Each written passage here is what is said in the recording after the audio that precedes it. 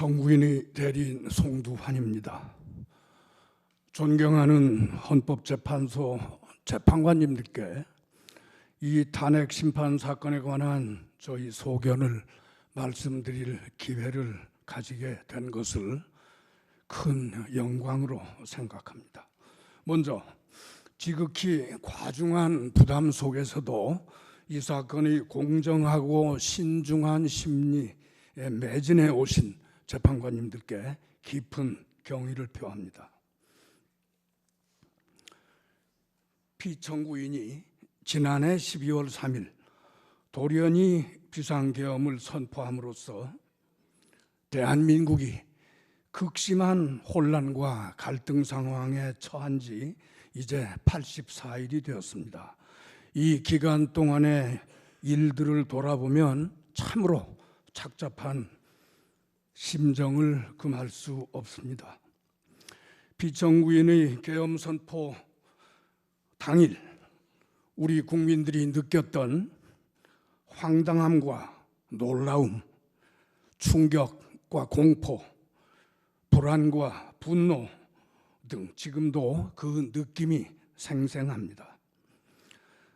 그런데 그날 이후 이 사태에 대한 조사, 수사, 재판이 진행되는 과정에서 피청구인과 그 주변 일부 인사들이 그 당시 우리 모두 TV 생중계 화면으로 목도한 일들까지 부인하며 상식에 반하는 궤변과 책임 회피의 태도로 일관하고 있는 것을 보면서 우리 국민들은 또 다른 고통을 경험하고 있는 것이 현재의 상황입니다.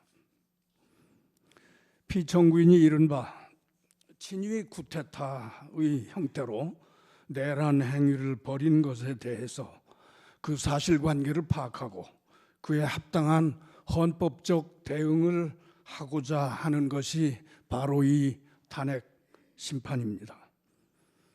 그런데 피청구인의 일련의 내란 행위, 그 사실관계와 성격은 기실 매우 단순하고 매우 명확합니다. 헌법 제77조 제1항에서 말하는 전시사변 또는 이에 준하는 국가의 비상사태도 아니었고 병력으로서 군사상 필요에 응하거나 공공의 안녕질서를 유지할 필요가 있을 때도 아닌 것이 객관적으로 명백한 상태에서 피청구인이 지극히 주관적인 판단 그리고 도저히 동의할 수 없는 동기와 목적으로 느닷없이 비상계엄을 선포하고 그 과정에서 적법한 국무회의 심의 및 부서 등 절차를 갖추지도 않고 헌법 제77조 제4항에 따라서 지체 없이 국회 통과할 의무도 이행하지 않은 것은 물론 국회의 계엄 해제 요구 의결을 불가능하게 하기 위하여 국회의 활동 등 일체의 정치 활동을 금하는 내용의 계엄 포령을 발령하고 국회의원의 국회 출입 통제 및 체포를 위한 병력을 출동시키는 등 일련의 내란 행위를 함으로써 헌법과 법률을 위배했다는 사실은 이 탄핵 심판 사건에서의 증거조사 그리고 그와 관련된 수사 및 조사 과정에서 이미 명백하게 드러났습니다. 이 부분은 저희들이 여러 증거도 제출한 바가 있어서 이 점에 관하여는 더 이상 중복하여 말씀드리지 않겠습니다.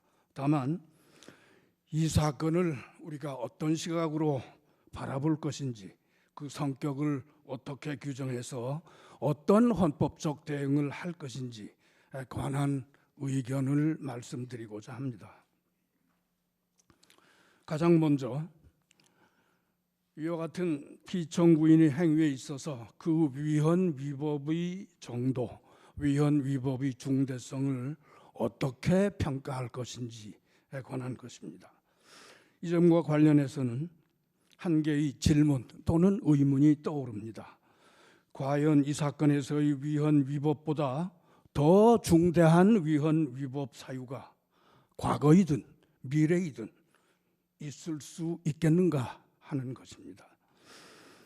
2004년 노무현 대통령 탄핵심판 사건에서의 탄핵소추 사유는 요컨대 기자회견에서 특정 정당을 지지한 대통령의 발언이 공무원의 정치적 중립의무에 위반되는지 여부였고, 2017년 대통령 박근혜 탄핵심판 사건에서의 소추 사유는 어떤 특정 민간인의 국정 개입을 허용하고 권한을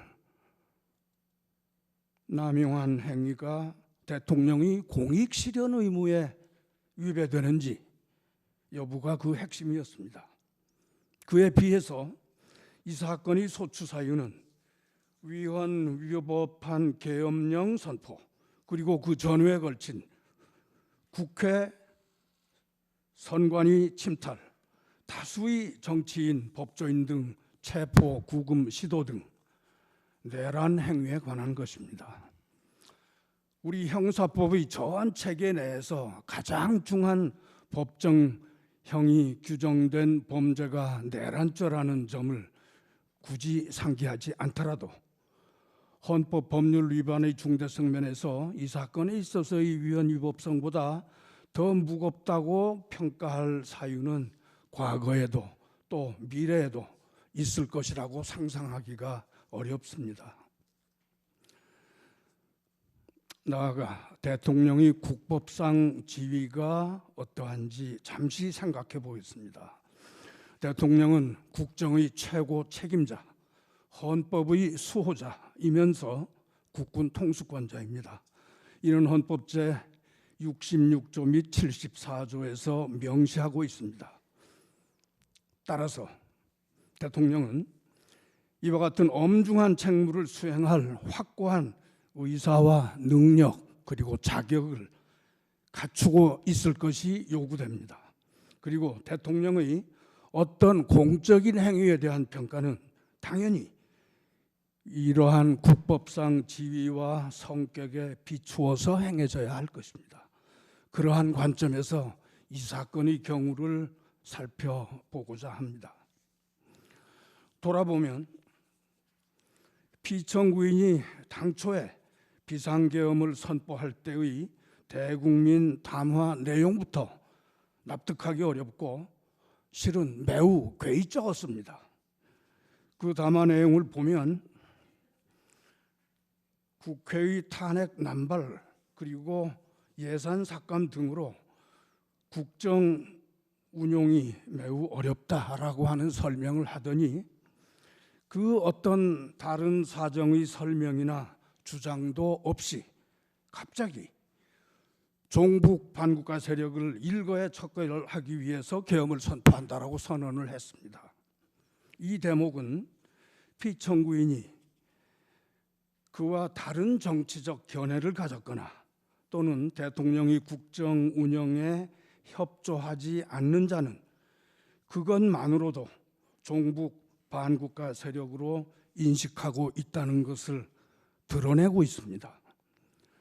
한편 피청구인이 말하는 국정 운영의 어려움이라는 사정이 있다면 대통령으로서는 여야의 대립, 갈등, 국회와 정부의 불통 등이 그 원인인지를 살펴본 다음 무엇보다 먼저 국회 또는 여야당 정치 지도자들과의 대면, 대화, 설득, 협상 등 노력을 시도하는 것이 필요할 것입니다.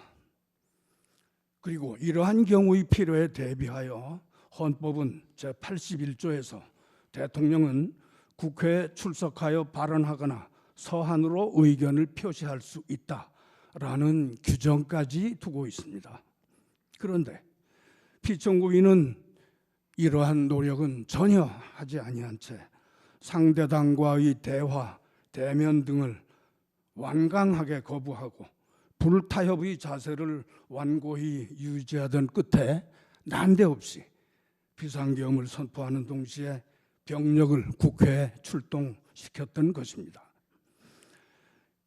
이는 피청구인이 국정의 최고 책임자 그리고 헌법의 수호자로서의 지위와 책무에 대한 인식을 하지 못하고 있다는 것을 여실히 보여주는 것입니다.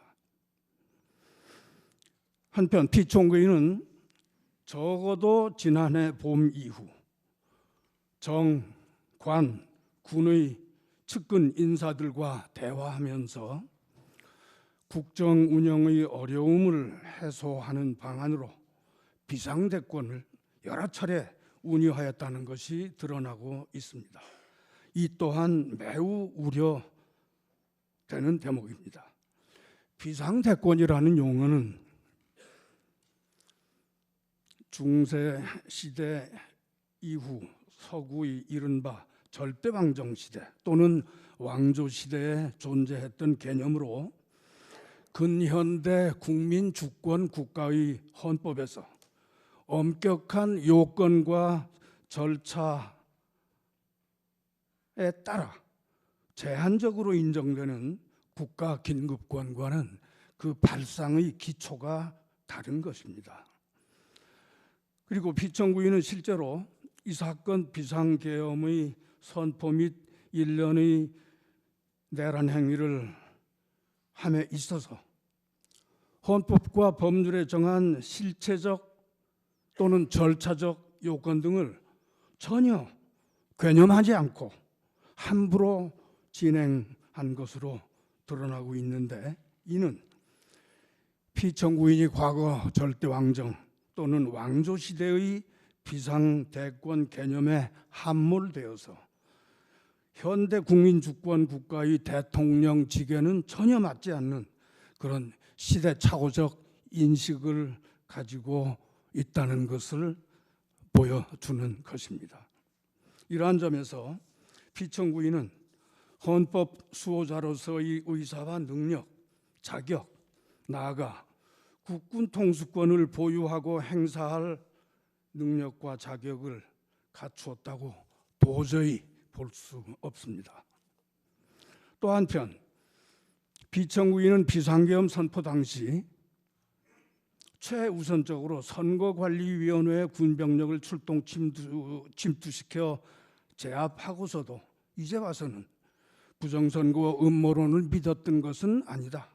단순히 선거관리 시스템 점검을 하고자 했던 것이다 라고 주장하고 있는데, 그러한 선거관리 시스템의 점검이라면 대통령의 통상적인 행정권한 행사로 충분히 가능한 것이므로 결국 이는 피청구인 스스로 병력을 출동시켜야 할 국가 비상사태는 아니었다라는 것을 자백한 것과 같습니다. 이 밖에 피청구인은 억지 주장과 궤변으로밖에 볼 수 없는 여러 가지 주장을 하였는데 이를 전부 매거하기가 어려울 정도입니다.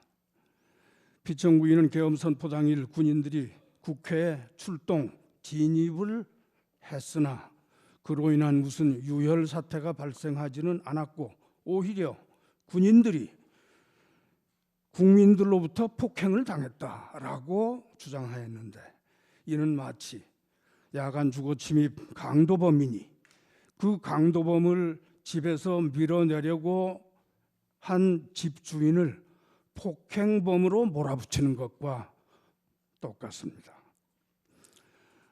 우리 국민들은 만약에 12월 3일 그날 밤 민주시민의식이 있는 국민들이 즉시 국회 주변으로 달려가 계엄군의 국회 진입을 막아서지 않았더라면, 또 현장에 출동한 군인들이 그 제복 속에 소중히 간직하고 있던 민주적 양식과 양심에 따라 피청구인의 불법적 명령의 소극적 저항을 벌이지 아니하였더라면, 그리하여 피청구인의 의도와 계획이 그대로 진행되었더라면 그 후 얼마나 끔찍한 사태가 벌어졌을지 상상하면서 지금도 몸서리를 치고 있습니다. 그런데도 피청구인은 세상에 2시간짜리 계엄이라는 것이 있는가, 의원 등 체포 또는 유혈 사태가 실제 발생하지 않았으니 아무 일도 일어나지 않은 것, 국회의 해제 요구 의결을 당연히 예상한 경고용 계엄, 심지어는 계몽령 운운함으로써 차마 할 말을 잃게 하고 있습니다. 그러나 단언컨대 우리 국민들은 이 사건 비상계엄과 탄핵 심판의 전 과정을 비상한 관심으로 지켜보고 있습니다. 그리고 피청구인 측이 어떤 궤변을 농하더라도 그 허구성, 그 허위성을 간파할 능력이 있으며 따라서 그에 현혹되지 않을 것입니다. 피청구인이 국민 대다수의 바로 눈앞에서 위법한 만행을 펼쳐 보이고서 그 후에 억지 변명과 궤변으로 잘못을 덮을 수 있다고 생각한다면 그것은 우리 국민들의 의식 수준과 판단 능력을 얕잡아보는 오만함일 뿐입니다. 존경하는 헌법재판관님,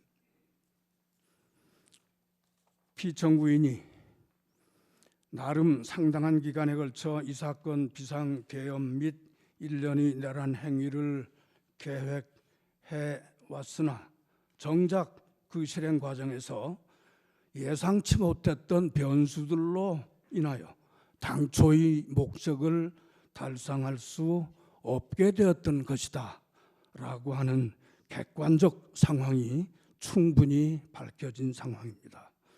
그런데도 피청구인은 그에 대해서 당당하게 과오를 시인하고 책임지는 자세를 보이기는커녕 억지 변명과 궤변, 책임 회피, 그리고 피해자 코스프레 등으로 일부 지지층을 향한 선동을 계속하고 있습니다.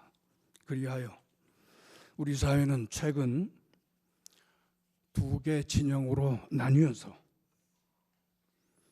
상대 진영에게 증오와 분노의 언어를 쏟아내고 있습니다. 그리고 피청구인은 그러한 혼란 상황을 이용하여 다시 한번 정치적 반대자들을 반국가 세력으로 몰아서 일거에 척결할 기회를 갖고자 골몰하고 있는 것으로 보입니다. 그러나 광인에게 다시 운전대를 맡길 수는 없습니다. 또한 증오와 분노로 이성을 잃은 자에게 다시 흉기를 쥐어줄 수는 없습니다. 헌법 수호자로서의 책무를 망각하고 헌법 규정과 그 정신에 역행하여 헌법과 헌정 질서를 공격하고 그러한 목적으로 국군 병력을 함부로 동원해서 헌법기관과 헌법 체계를 공격함으로써 헌법 수호자 겸 국군 통수권자로서의 능력과 자격이 없음을 스스로 증명한 사람을 대통령직에 복귀하게 할 수는 없습니다.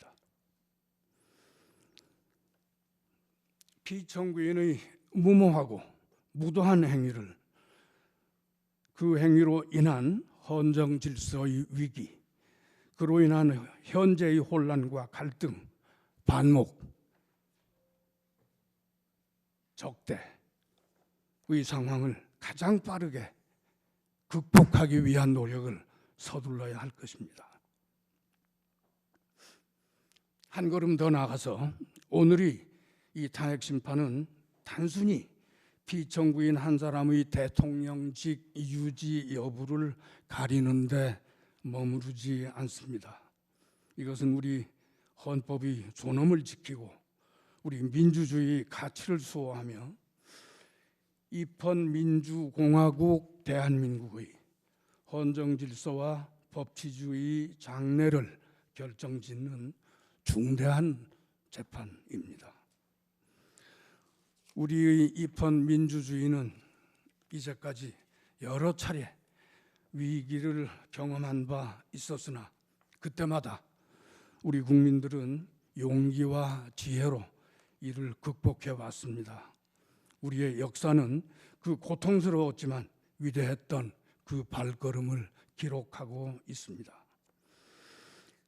이 사건 탄핵 심판은 우리 국민들이 다시 한번 민주 헌정 질서의 위기를 넘어서 민주주의를 회복하는 역사의 한 장면으로 남을 것입니다. 존경하는 헌법재판관님, 이제 우리 헌법이 그 스스로